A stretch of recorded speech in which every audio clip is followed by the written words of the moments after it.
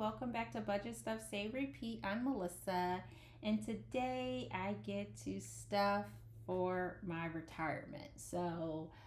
Thank you so much for being here. If this is your first time here, one of the things that I am doing is preparing for retirement. I have 3 years and about 4 months to go, and I will be eligible to retire. I work for the federal government, and I will have 25 years in at any age, and that makes me eligible for retirement.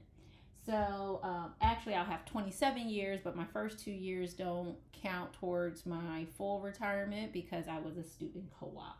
But I will retire with 27 years in at the government. I will receive a pension. So, in my preparation for retirement, one of the things I hear people say is they're not going to retire because they have a mortgage, they have kids in college, they have whatever debt they have, and your biggest source of income is when you're working and you're making money. But I didn't want to be that person. I am married, so my husband does have income. So I'm not saying that I'm doing this all by myself. I totally understand if you are. It's a different situation, but it's like I knew what my retirement options were pretty early on in my career. And so I always wanted to retire when I was eligible. So I do invest in they call it a TSP, a thrift savings plan. It's equivalent to a 401k. And I've been doing that for over 20 years. It's a nice sum of money in there. And so I will have that, and I will have my pension.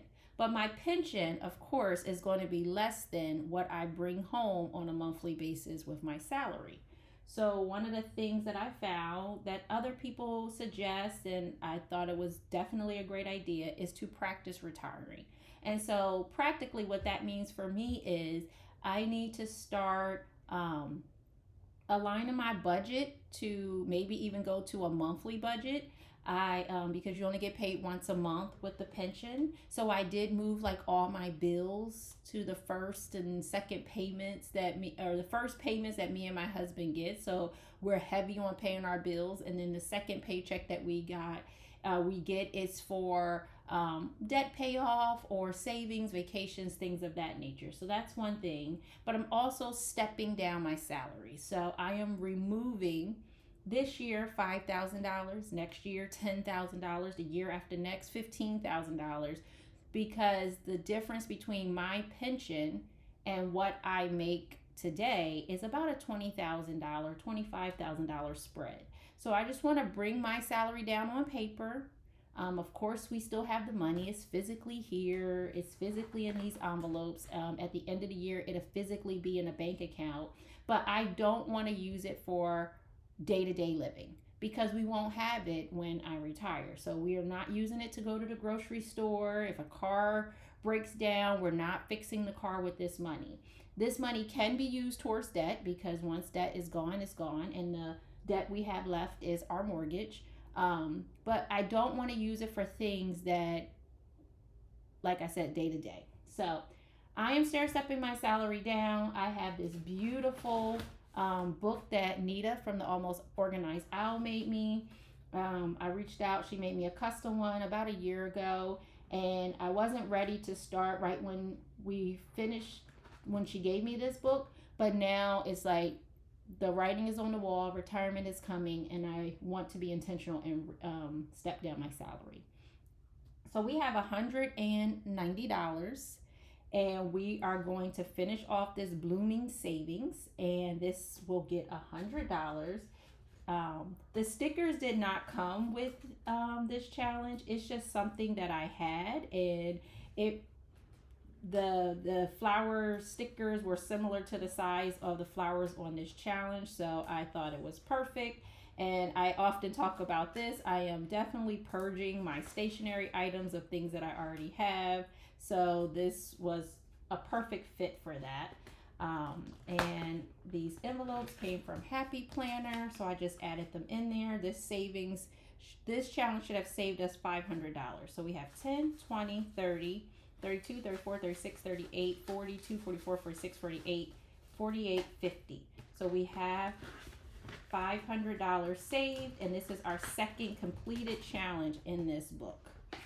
So moving along, we have some scratch offs in here, and the first time I did, I got an IOU. I did not like that. So I pre-scratch before I record or after I record, so I can know how much to put towards this.